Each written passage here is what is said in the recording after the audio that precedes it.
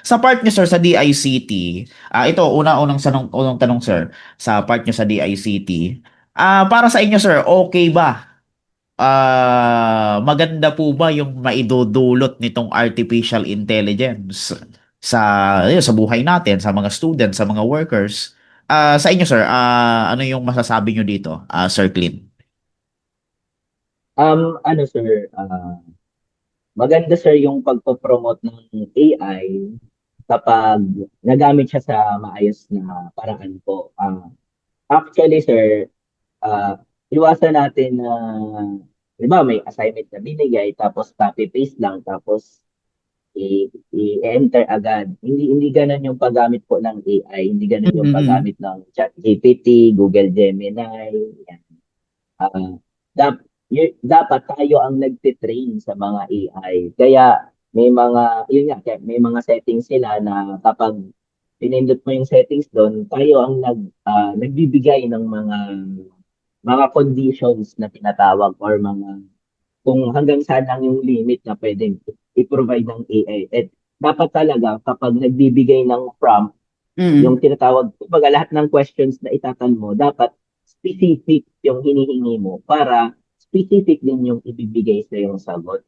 Kasi kung general ang itatanong mo, general lang din ang ibibigay niyang sagot. So, kumbaga ang AI kasi it will only serve you as a guide lang. And sa ngayon sir, ang DICT paunti-unti, nagpo-conduct din kami ng mga trainings about sa yun nga, yung sa paggamit ng maayos ng ChatGPT at Google Gemini. Importante ngayon, dahil nga sa artificial intelligence, malaki ang naitutulong niya, lalo Mm-mm. na sa paggawa ng research, di ba? Paggawa ng thesis. Pero nag-undergo din ako ng training sa NCF regarding sa maayos na paggamit ng artificial intelligence gumagamit ah, pag gumagamit ng research, pag gumagawa ng thesis, kailangan meron pa ring ethical considerations kung Mm-mm. sakali. Yun. And ano pala sir ha, nagpo-promote din kami ng mga AI innovation challenges and hackathons gaya na lang ng Cyber Range and Hack4Gov events kung saan kasama na yung topics about AI-driven security and ethical hacking. So, actually, sir, meron kami ngayon, sir, na yung tawag doon, meron po kami ngayong cyber range exercise on December 4 and Hack for Go Capture the Flag competition, December 5. Both po yan sa Villa Caceres sa Naga City po. So, about sa cyber range exercise po kasi, simulation training siya para ma-enhance yung mga IT professionals natin sa iba-ibang government agencies and sa mga schools, sa mga colleges, state universities and colleges, pati yung mga private schools, yun, para ma-enhance yung kanilang cybersecurity skills para sa in preparation against sa mga possible cyber attacks. And about naman sa Hack4Gov naman po na gaganapin sa December 5, it's a competition kung saan magpapakitang gilas yung mga students natin galing sa iba-ibang schools. So, yung goal kasi kami may ganitong competition tayo is para ma-develop, ma-discover yung mga talents ng mga students na kung saan may potential sila na sila yung maging next generation defenders sa Pilipinas, 'di ba? So, inaanyayahan natin, 'di ba, yung mga schools, yung mga in-invite nating schools na maging bahagi ng ating cyber security movement.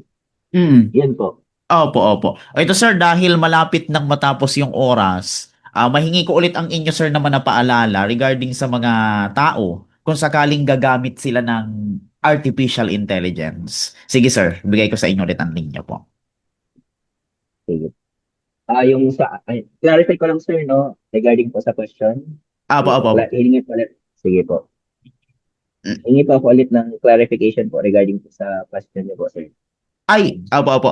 Ano, yung message na lang natin sir, yung paalala na lang natin sa paggamit ng AI sa mga nakikinig sa atin ngayon. Sige sir, bigay ko ulit sa inyo ang linya. Okay po. Sige po. Paalala lang po sa mga gumagamit ng artificial intelligence, sana po ay magamit yung artificial intelligence as an enhancement po. Hindi Mm-mm. po siya yung hindi po tayo pwedeng maging fully dependent sa AI. At the end of the day po, guide lang po sila, and ang pinaka-importante po ay yung utak po natin, syempre, Mm-mm. yung human capacity pa rin natin. Ano lang siya, yung paggamit pa ng artificial intelligence ay boost lang siya sa ating, yung skills na meron na po tayo. Kumbaga, yung mga bagay na, kumbaga, kung expert na tayo sa isang bagay, tapos gusto natin ma-elevate pa yung skills natin, doon natin pwede gamitin yung Mm. AI kung sakali. Yun. Ganun po ang tamang paggamit ng artificial intelligence. Mm.